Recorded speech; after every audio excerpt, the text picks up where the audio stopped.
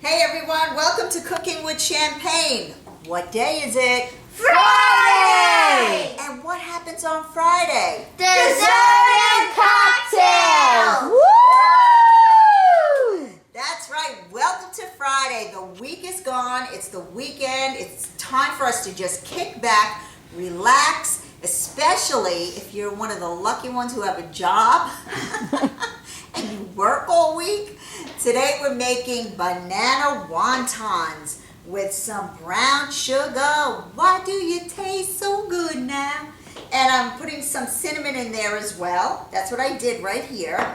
And we're going to make them inside wonton skins. Wontons, you can find them in your local grocery store.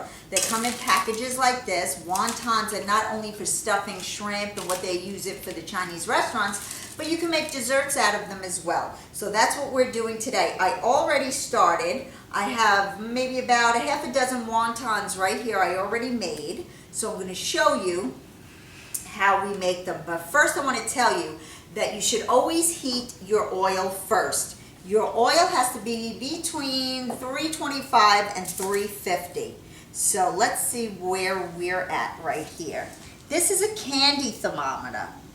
And this will exactly tell you how much temperature is inside of your pot with the oil. I see it rising and it's going up to 300.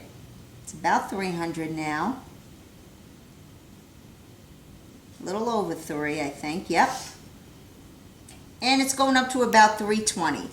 Okay, it's going to continue to heat as we make our wontons.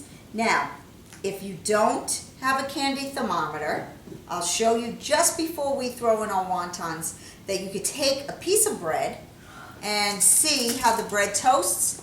You know, if it toasts golden, it's perfect. If it burns, it's too high. So let this come up to its perfect temperature, 325, 350, like that.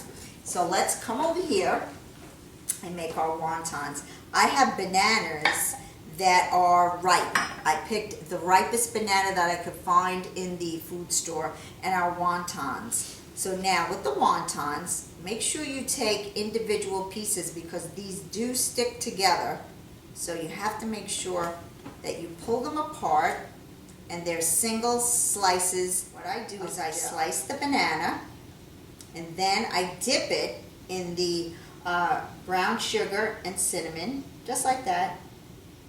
And I place it with the brown sugar and cinnamon down on the wonton. Use a pastry brush. If you don't have a pastry brush, use your finger. A little cold water, just a little, and then all we do is dab the edges. Go on the outside of the edges of the wonton. And this is what helps the wonton to seal. Then all we do is take it and we fold it over like a triangle. And you want to make sure that you press right next to your banana, right there, because you want all the air to come out of the wonton or else it'll explode in your hot oil. So make sure you go close to the wonton and just make sure with your fingers, you finger it out just like that. And there you have your wonton. See this little edge? If you wanted to fold it over like that, you could do that too, okay? Inside you could see the little brown sugar and the cinnamon. So we're going to keep that there. We'll do maybe 2 more and then we'll start to fry. Check its ultimate temperature. Should be about 340, 350. And if you don't have a thermometer, this is a candy thermometer. You can buy it in your local grocery store, or let's see how much this is first. This is about, I'd say about 325, 340, almost perfect. But if you didn't have a candy thermometer, you can take a piece of bread, plain old bread, and just throw it in and see how well it browns. If it burns right away, then you know the oil is too hot. But if it comes out golden, you know your oil is perfect. And this came out golden. See? What we do is we put them in the oil and then we flip them. One side gets brown, we flip it over quickly, and we let the other side get brown, and then we take them out and we drain them. Put them on your little wire spatula here. And you see that? That is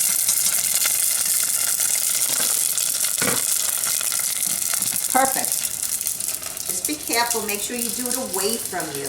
As soon as it turns golden on one side, which it's due, oh boy, you should smell the cinnamon and the brown sugar. As soon as it turns golden, like it is, see that?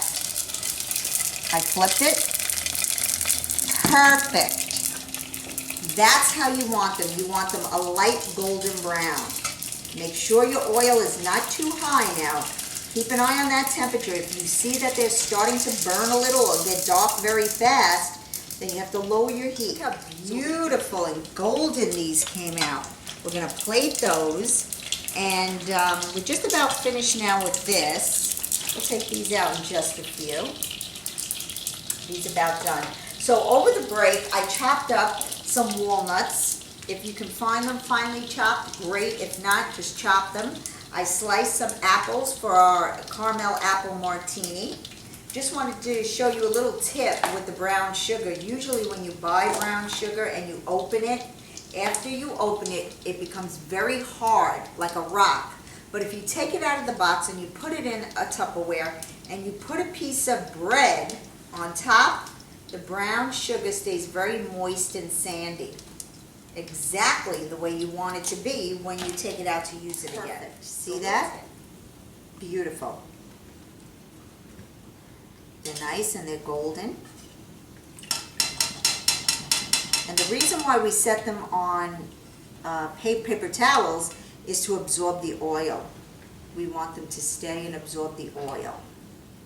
Let's shut off our oil, take it off the burner so it can cool down.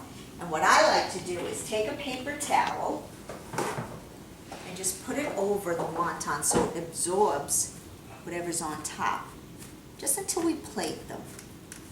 And look at the beautiful plates that I have. You know how I say I love going shopping for plates. Every time I come home with plates, my husband says, where are you putting those? We have 3 different dishes, and we're going to dress our wontons 3 different ways, okay? So first, let's finish our cocktail. So we have our 4 ounces of apple vodka, and we have our 2 ounces of butterscotch schnapps. So we're going to just put our cover on, and we put a splash or 2 of cranberry in it, so it gives it the red color, because candy apples or caramel apples are usually red. You could do it green, but really red is the color. Now I have 2 glasses in the freezer. One, I drizzled with caramel already. And the other, we're just going to drizzle as we pour. And we're going to put our apples on. Just be careful that the apple doesn't break. If it does, just cut a new slice. Perfect. Now we're going to pour in our apple martini, which is like a light red. This glass was frozen with the caramel on it. This glass was just frozen plain. And we are going to drizzle our caramel inside of it. You could do it any way you want. If you wanted to dip the rim in caramel, you could do that. Caramel, whichever way you say it. Just like that. We're going to drizzle with the caramel. Now the caramel that you buy in the store for your sundaes is the caramel that you use for your wonton. We'll do with honey. Just like that, whatever your favorite honey is. And this is really known as Nutella. It's an Italian chocolate. And what we do here is you just take it, stir it, because it's kind of thick. And then you might need a little bit more on your spoon, just like that, to make it drizzle. Now, Like I said before, I took these walnuts and I crunched them really tiny. Just pour that over the top. This one has the honey. This one has the caramel. It's summer. Powdered sugar. Perfect. On all three. Can't forget mine. The wonton skin is very crispy.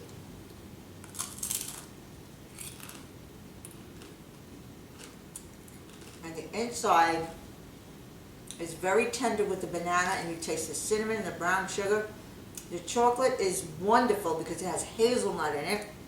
And the crunch of your nuts on top cannot go wrong, especially it's the weekend and it's Friday. Download these recipes on cookingwithchampagne.com. And this is your champagne toast to good eating. Have a wonderful weekend.